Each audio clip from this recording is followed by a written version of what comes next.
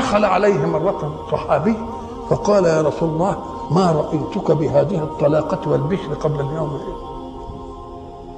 قال إن جبريل جاءني فأخبرني أن من صلى علي صلاة صلى الله بها عليه 10